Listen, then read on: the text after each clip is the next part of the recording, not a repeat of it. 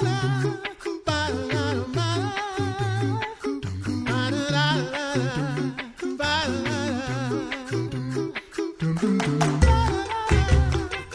listening to The Coffee Hour. I'm Sarah Gulseth. Thanks to Concordia University, Wisconsin for your support of The Coffee Hour. You can find out more about Concordia University, Wisconsin at cuw.edu. I have a couple missionaries in studio with me today. Super fun. They've been on with us a few times, so maybe you've heard their voices before. The Reverend James and Angela Sharp, who serve the Lord in Uruguay. Yes. Thanks for joining me today in studio. Thank you for having us. So this is kind of fun. We've been able to follow your story fairly closely over the last couple of years. We got to talk to you guys remotely a few times during the pandemic that's still going on, I suppose. Mm-hmm. So it's great to have you guys in studio while you guys are here in the States in the flesh. We get to catch up a little bit. So first of all, let's to paint a picture of where you guys serve. Tell me about where you are in Uruguay and the state of Lutheranism there, and some of the cultures, some of the highlights of where you actually live. Okay, Uruguay is a small country in South America between Brazil and Argentina. It's about the size of Missouri, and it has about a little over 3 million people. And of those 3 million, about half live in the capital, Montevideo, where we live.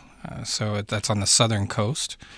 So you have like half the people in Montevideo and the other half of the people kind of strewn about the interior with cows. There are about 10 million cows in Uruguay. And historically, we had one congregation in Montevideo and a school.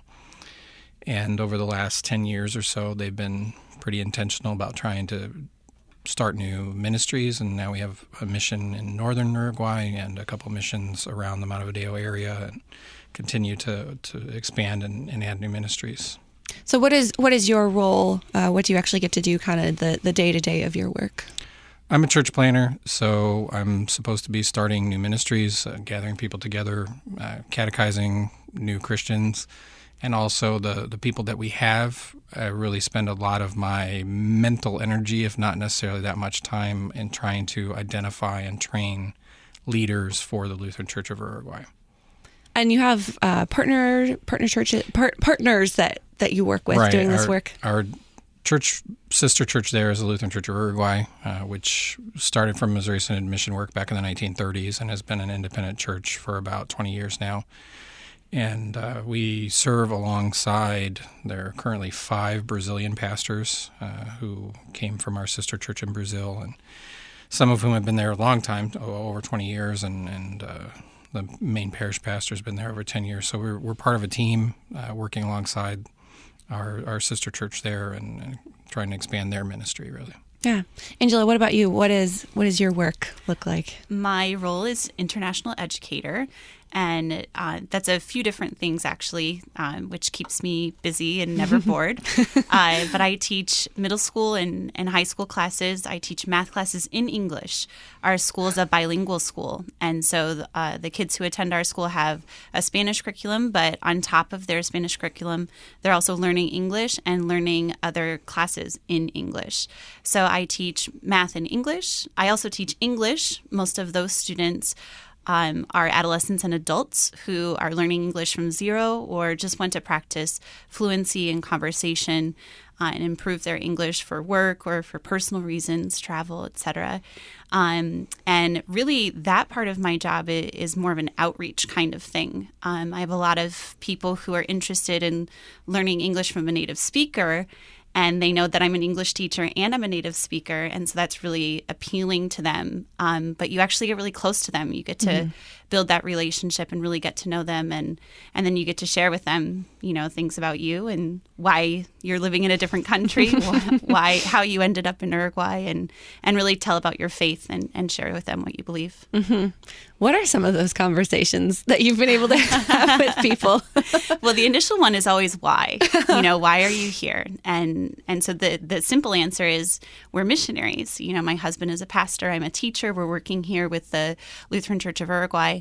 And then I kind of leave it there for a little while, because the interesting part to me is after we build those relationships and after we get to know them a little bit more, they always come back with questions. And sometimes it's questions like, well, what do Lutherans believe? How is that different from other denominations, and what does that mean? Sometimes it's like, what does faith mean to you? Sometimes it's, what is baptism, and do you baptize children?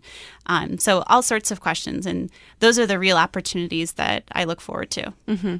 What is the general knowledge, I suppose, of the religious landscape of the people that you teach?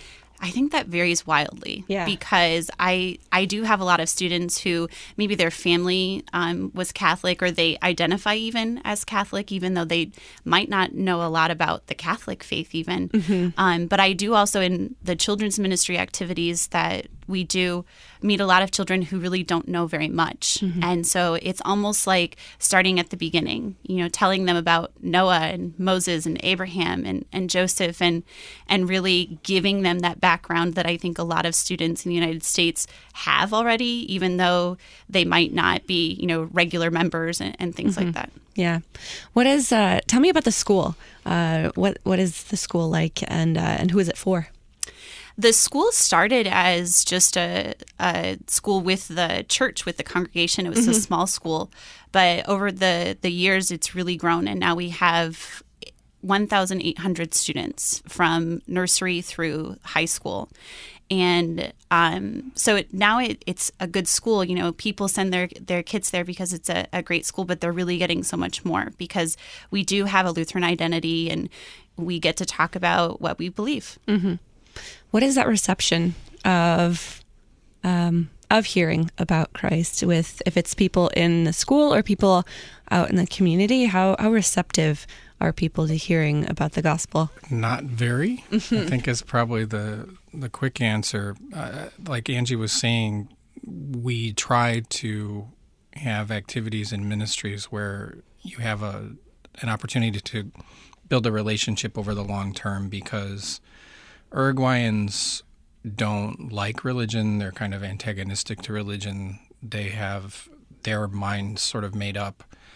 About 60% of Uruguayans are either atheist or agnostic or non-religious, intentionally non-religious. And so they really aren't interested in hearing about religion, at least not initially. And so you have to come from a perspective of friendship, of genuinely caring about people and caring about where they are. And then, like Angie said, the questions will come eventually once they trust you.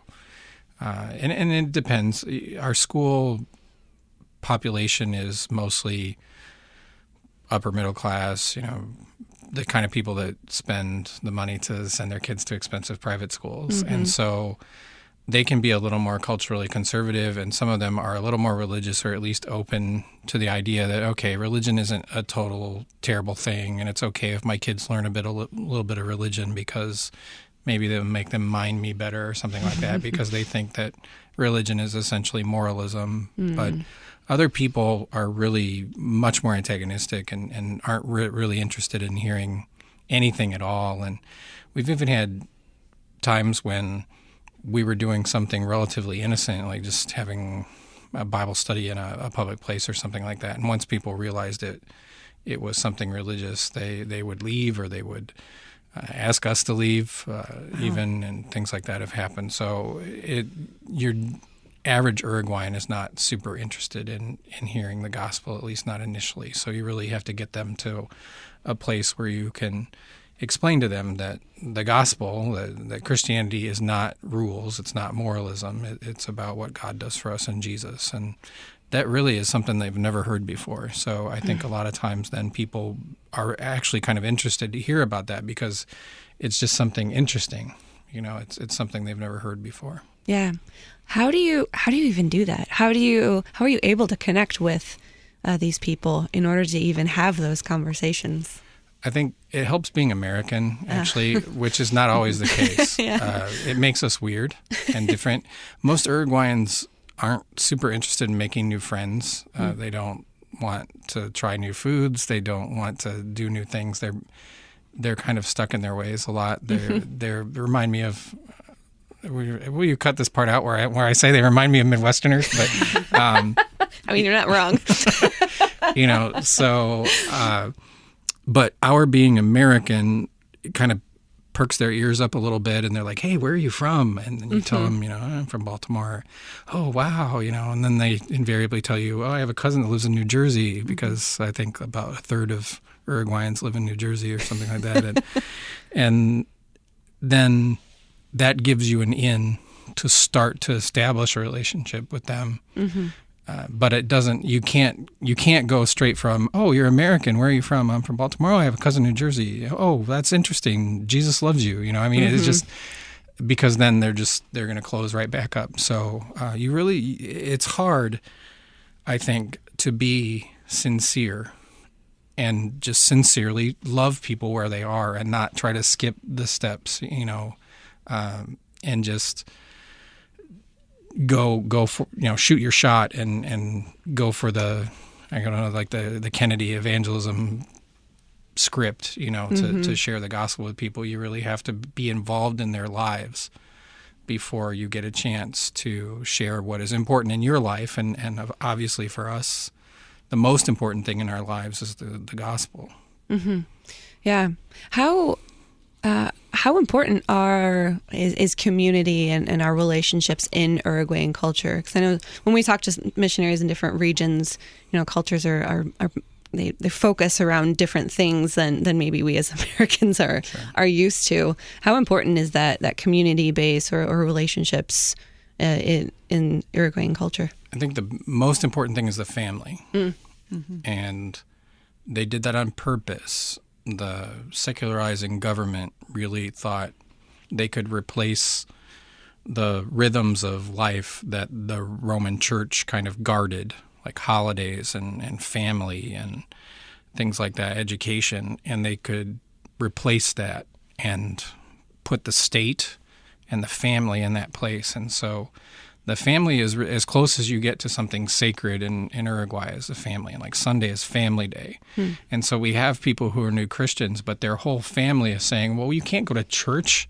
You have to be with your family. It's family day. And they have this thing where it's weird. We think of Uruguay as this leftist, progressive, liberal, kind of hippie society, but they're really in a lot of ways very culturally conservative. And so on Sunday, you're supposed to be with your family. You're supposed to go over to grandma's house, and you're there with your uncles and your cousins. And you're in the wintertime, your grandma makes stew, and in the summertime, one of your uncles does a barbecue or something like that. And that's a sacred rhythm that they intentionally put in place of going to church on Sunday and stuff like that. So it's hard to get into that because basically you're winnowing your way into someone else's family is really to get to those connections. So that's not always easy. Yeah. We have to take a quick break. We're talking with the Reverend James and Angie Sharp, who serve the Lord in Uruguay. We have more coming up. You're listening to The Coffee Hour. I'm Sarah Golseth.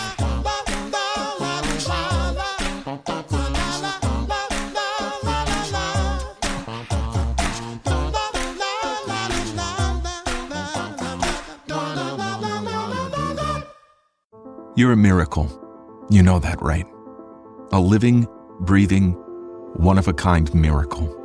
You were created to stand apart, to share your gifts in the service of others, to make an uncommon impact in a common world. And at Concordia University, it's our mission to help you do that, to live uncommon. To learn more about Concordia, go to cuw.edu.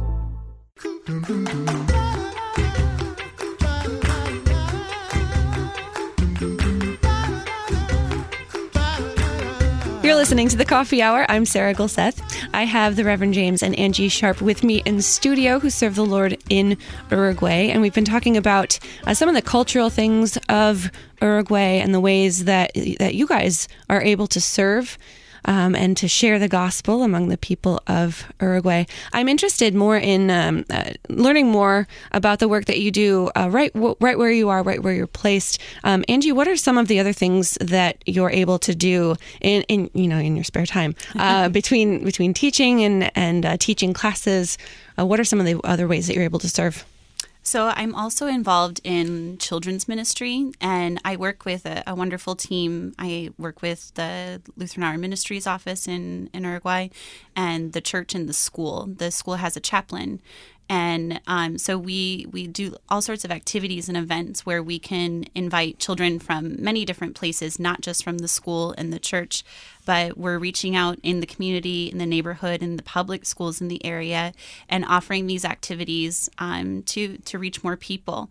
And so we bring these children all together to do a variety of things. We have some activities that are more like workshops where the kids are learning something, but they're getting more than just, learning about chemistry and electricity and crochet and things like that. They're learning about Jesus. And our team does a great job working together to do that.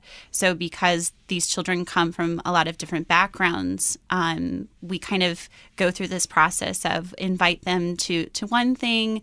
We do a devotion, we talk about the Bible, and then we keep inviting them to more and more things. That becomes an invitation to Vacation Bible School. That becomes an invitation to Sunday school. That becomes an invitation to church for the family. And walking alongside these people, these families, these children that we meet from a lot of different backgrounds. And the team works wonderfully in this way so that we're able to really stick with them through this process. Mm-hmm. How are you able to then reach more families and bring people into the Word and Sacrament ministry that you have going on? One of the ways we did this recently, we really expanded the kind of mercy work that we're doing. Before the pandemic, we had a mercy center, a downtown center, an outreach center, whatever you want to call it, where we kind of waited for people to come to us because we didn't really have the staff, I guess. And what the pandemic did was force us to go and seek people who need help, and we were able to do that and get into neighborhoods and meet people that we wouldn't otherwise. The demographic of the school families and the neighborhood around the school is pretty consistent. It's kind of upper middle class, like I said. And this really forced us to get farther afield. And the nice thing about that is, we were meeting people that we never would have met otherwise, and serving them with mercy rooted in love of God and Jesus. And so we've had some success. We've had people now brought into the church, and through that confirmed and everything through this mercy ministry that we started kind of out of necessity. Mm-hmm. What does a Sunday morning look like for you?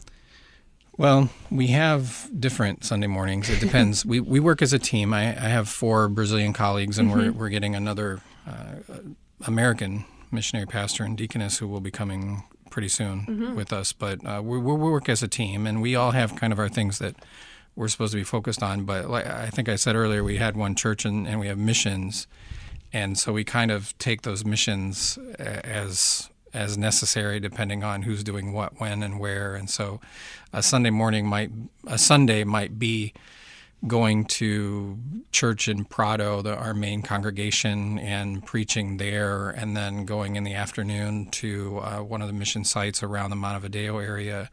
It might be driving up. It's about a 5-hour drive to our mission in the north, and staying overnight in a member's house, and then preaching in the morning and driving back. Or there were a few times, I'm not going to do this anymore because I've decided I'm too old to do this, but I would get up at 3 o'clock in the morning, drive to our mission, preach, and then drive home 5 hours. And I've decided I'm too old to do that, so I'm not going to do that anymore. But, it depends on the needs. But most Sundays, we have service in at least 2 places. And I served a dual parish in Baltimore. It's not that different. Yeah. Who are the people that you're able to serve in Montevideo, but also in those preaching stations that are further away? Paint a picture of these people that you're able to serve. The people in our mission, in the north, a town called Chapaquí, are mostly Volga Germans that settled in that area and that kind of had a connection with Lutheranism. And it's a really long story. My understanding is we only have 25 minutes. I'm not going to tell you the whole story of Volga German immigration to the River We'll do Plate. that off air. But we got connected with them, and then, obviously they've married, regular Uruguayan people, and so that gives us a connection into people that are mostly tenant farmers. A lot of the people in our mission pick oranges. They pick blueberries. If you get blueberries in the winter, look where they're from. There's a pretty good chance that they'll say they're from Chapaquí, Paysandú Province, Uruguay. And Cool. if so, Lutherans probably pick those. Nice. In our mission to the east of Montevideo, pardon me, there are more. There's more immigrants. We have a lot of immigrants that are there from Cuba, from Venezuela, from the Dominican Republic, and stuff like that. And so it looks different in different places. But for the most part, once you get out of Montevideo, everything revolves around agriculture. So, it's not that different than being back in Iowa, really. Yeah, absolutely. What does the future look like? What are your plans moving forward for both the Word and Sacrament ministry in the churches and the preaching stations, and also for the school? What do you guys have in the works, in the plans for things? Well, like Angie said, the school has gotten to 1,800 students, and they've kind of decided they've maxed out what they can do at the campus where they are. And they're hoping that their next step will be to start more schools, which every school will have a pastor and a chaplain working in the school and a pastor working out of the school to plant churches. So we're excited about that. Like I said, we're getting a new couple of missionaries in Uruguay, probably March or April. My understanding is correct. And so the team is growing there. And what we really would like to do is to continue to gather the contacts that we have in the interior, because a lot of people move to Montevideo and then move back out. And so we have members who have been living in Montevideo and come into the church and have been catechized and confirmed, are now moving back to where they're from. And we're going to follow them back and gather those people together, gather their family members, the contacts we make there, and form more congregations, and then, Lord willing, also form ministers and other workers to serve those congregations. Yeah. Now, you guys are here in the States. Does that mean you're on home service? We are on home service.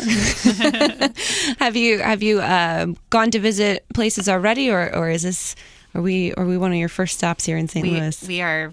You are one of our first stops. So we've done a little bit here and there close to where I'm from in Denison, Iowa. And now we're starting on our great adventure, going to visit many different congregations. And really, it's a blessing. Like, home service can be stressful and it can be tiring. But to stand in front of people who send you to do mission work and being able to share with them what's going on and tell our story after almost 7 years on the mission field, looking back from where we started and where we are now, it's a really exciting time. Yeah. Where are you going to be able to travel to? We will head from St. Louis up to Fort Wayne, and we'll be in the seminary there for a day at the symposia, and then with church there, St. Peter's, that supports us, and then from there to Geneva, Ohio, then to Niagara Falls, Ithaca, New York, then down to Alexandria, Virginia, then back up to Malvern, Pennsylvania, then down to Williamsburg, Virginia, and then back home to Iowa to pack up and go back to Uruguay. And, we'll have some school chapels and some other congregations that we'll visit during the week, but those are the Sundays, so yeah. That is quite a trek. Yes. What is it like to be able to connect with these people that have been supporting you this whole time, and to be able to share all of these stories that you're sharing with us, but to share these stories with the people that have been supporting you and praying for you? It's really, I can't believe I'm going to say this, neat. I don't know why that came to me, but it's really neat. It's just, I really get a kick out of it. I enjoy it because we have relationships now with people. Like the first time when we're doing initial support raising, you're kind of stressed out because, you have to get to a certain amount of support or you're not going to go on the field. And all you want to do is get on the field as soon as you can.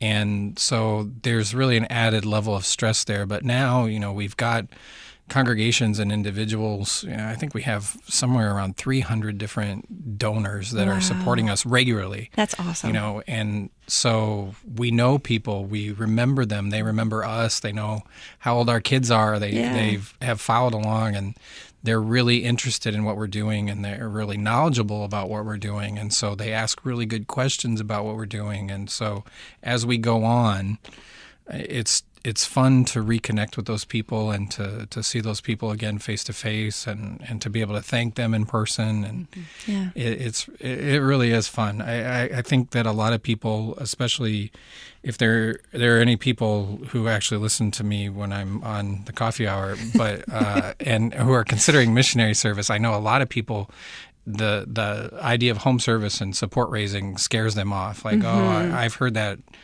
11 billion times, as my dad would have said.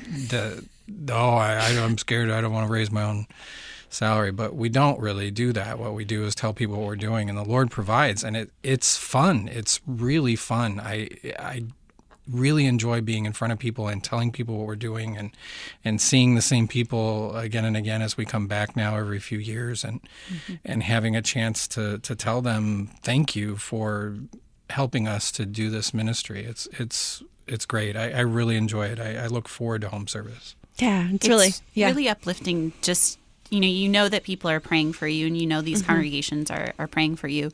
But to stand in front of someone and they tell you that they're praying for you, and being able to pray together when we're able to do these presentations, it's another thing. It's very nice. Yeah. So it's a beautiful representation of the body of Christ to be able to come together to support this work that you guys are a part of. How can we follow your work? How can we stay in touch online? Sure. We have the Facebook.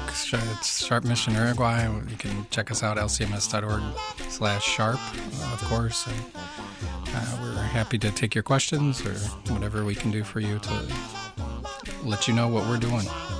Very good. Well, God's blessings on your home service, safe travels, and of course on the work that you're able to do in Uruguay. Thanks so much for joining me in studio today. Thank you. You've been listening to The Coffee Hour. I'm Sarah Golseth.